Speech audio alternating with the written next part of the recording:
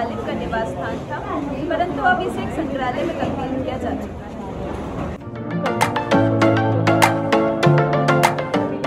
मिर्ज़ा गालिब 19वीं सदी के उर्दू कवि थे। उनका पूरा नाम मिर्ज़ा बेग असदुल्ला खान था।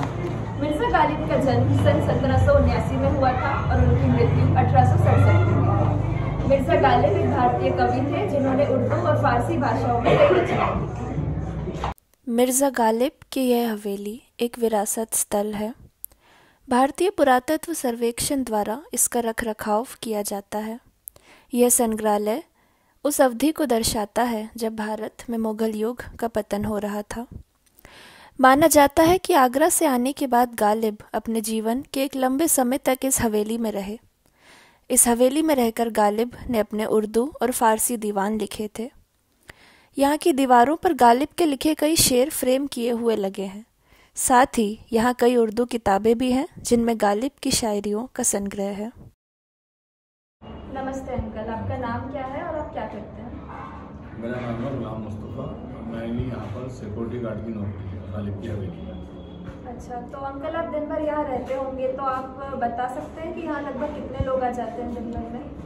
यहाँ दिन भर में 100-150 लोग आ जाते हैं, लेकिन सैटरडे संडे में ज़्यादा आते हैं, तो अभी 400-500 लोग आ जाते हैं सैटरडे संडे। बाकी और दिनों में 150-200 लोग तक आ जाते हैं। तो जैसा कि आपने बताया कि यहाँ आने वाले लोगों की संख्या बहुत ज़्यादा है, तो आप क्या कहना चाहेंगे कि आजकल के लोग भी मिर्ज़ा गालिब में रुचि रखते हैं? यही मुझे देखकर हैरत होती है कि नौजवान बच्चे बच्चियाँ बहुत अच्छी तादाद में यहाँ पर आते हैं और गालिब के बारे में मतलब शौक़ से देखते हैं, पढ़ते हैं, उसकी हिस्ट्री जानते हैं, उनके बारे में मुझसे पूछते हैं, मैं भी बताता हूँ उन्हें। और मुझे बड़ी हैरत होती है और खुशी भी होती है कि नौजवान नस्ल में भी गालिब को चाहने वाले और जानने के शौक़ रखने वाले बच्चे बहुत। गालिब की मृत्यु के कई साल बाद 1999 तक इस हवेली में दुकानें थीं, जिसके बाद सरकार ने इसके एक हिस्से का अधिग्रहण किया और इसका जीर्णोद्धार किया। 19वीं शताब्दी की अवधि को फिर से बनाने के लिए मुगल युग की वास्तुकला का प्रयोग किया गया।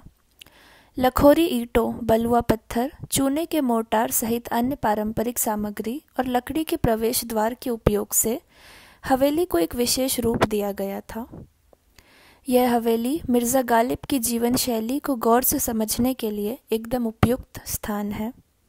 यहाँ उनके जीवन से जुड़ी हर छोटी से बड़ी जानकारी को सुंदर रूप से प्रस्तुत किया गया है। गालिब किन बर्तनों में खाते थे, किस प्रकार अपना मनोरंजन करते थे और क्या वस्त्र पहनते थे, यह सब बारीकियाँ आपको गालिब की हवेली में देखने को मिलेंगी।